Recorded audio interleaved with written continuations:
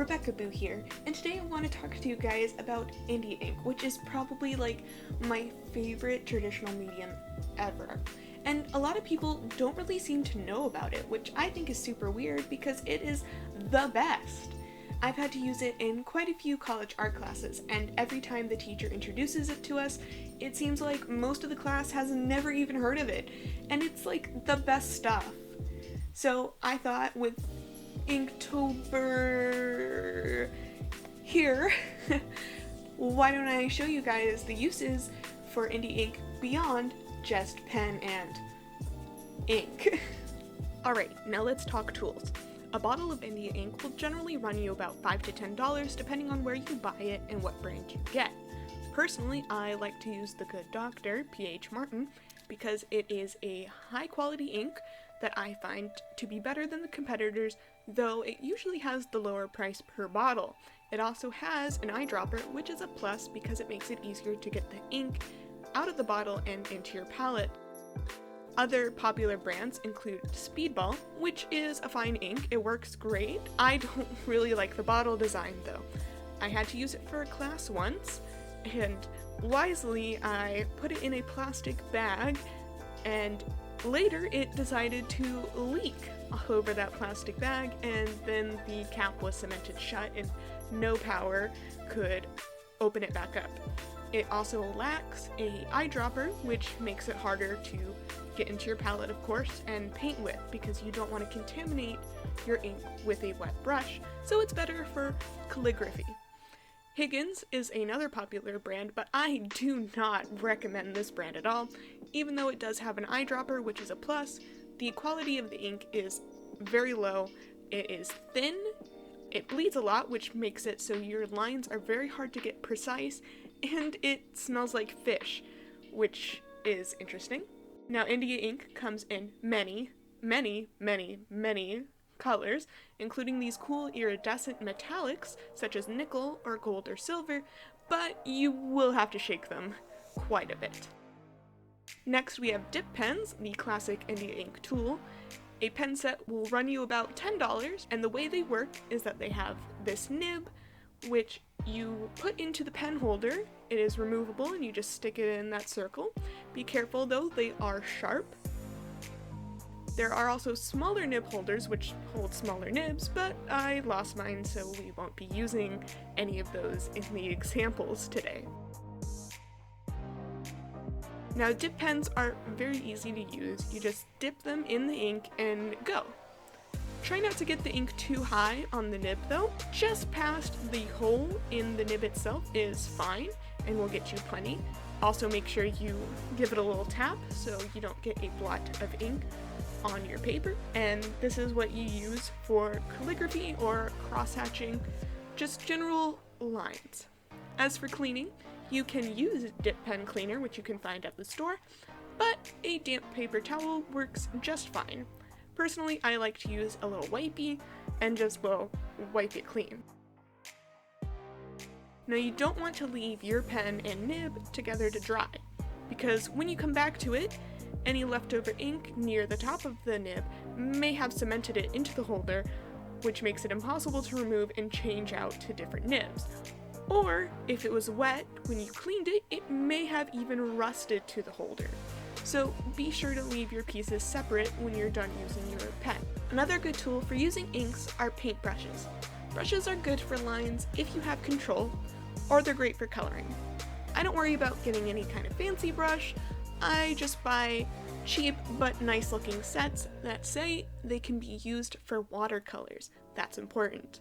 When it comes to coloring with India ink, it is very similar to watercolors, where you can get a lot of tonal variation from one color because it's water soluble. You can also get a lot of neat water effects. I like India ink more than watercolor for several reasons, mostly because I find that it's a bit heftier and more vibrant in my opinion.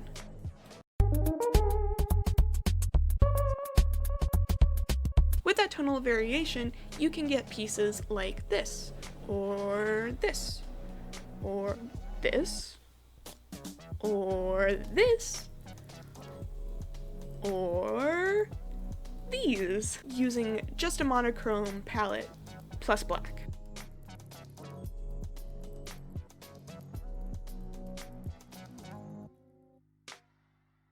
The most special property of India ink, however, is that it's waterproof and dry. You can see me go over the ink here with a wet brush and see how the ink doesn't move, but the watercolor picks up and smears. Even with other pigments, such as this yellow watercolor, the India ink stands firm while the watercolor gets muddy and gross. This makes India ink great for line work if you're using watercolor or ink wash because it won't smudge. However, I tend to enjoy inking with microns more so than dip pens. I just find them easier to work with, and with the different pens that have that different thickness, I find it easier to get variation in line work, which I find much harder to do with dip pens. When I use dip pens, the lines often tend to be a little shaky, as you might have seen in our earlier examples. I think part of it might be because I'm left-handed, and I don't know if dip pens were meant to be used with the left hand, which most things aren't.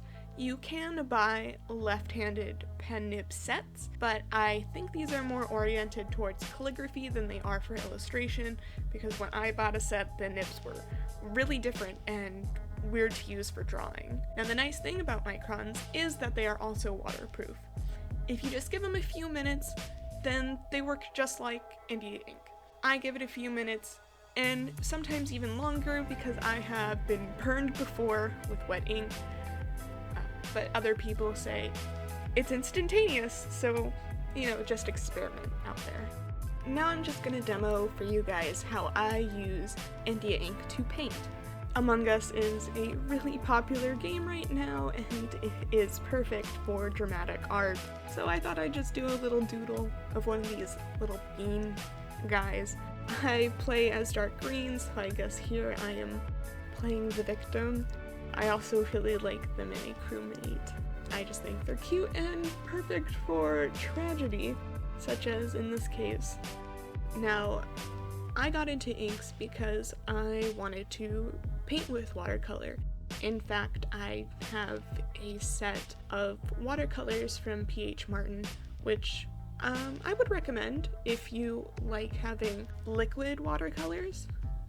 So I started out doing that and using India ink as a tool for my line work, because again, of no smudging, it is honestly the best thing about Heya ink and the reason why I think more people should know about it. So, I started with that, but the problem I ran into with watercolors is that reactivation issue. A watercolor never truly dries because it can always be reactivated. And it may not be so reactivated that you can erase it, but it will be reactivated enough that it will smear or just make your colors look kind of gross. So when you use India ink, you don't have to worry about that because it's dry and it'll be dry forever. I also tend to enjoy starting out with my darkest darks in a piece, which a lot of teachers don't recommend. They always say, start with your lightest lights and build up, but I find that takes forever, and the biggest sin of ink wash or watercolor is impatience, and it is a sin I partake in quite a bit.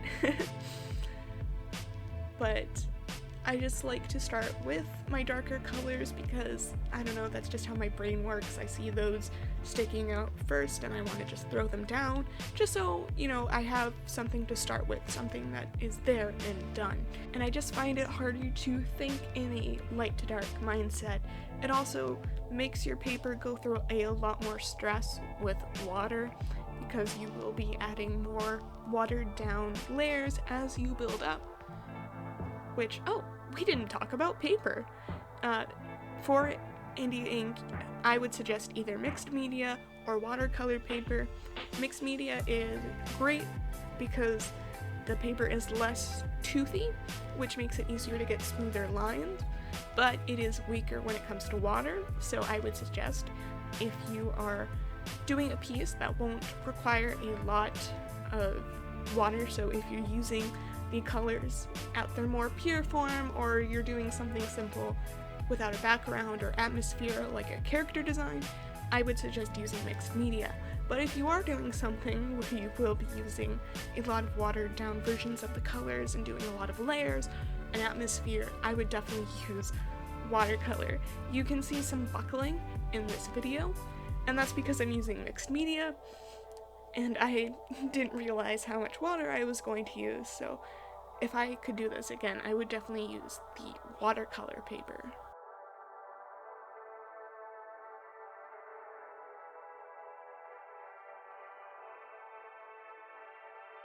Well, that's it from me. If you enjoyed what you saw, why don't you hit subscribe and join me for my Inktober adventures that I will hopefully get uploaded before the month is over.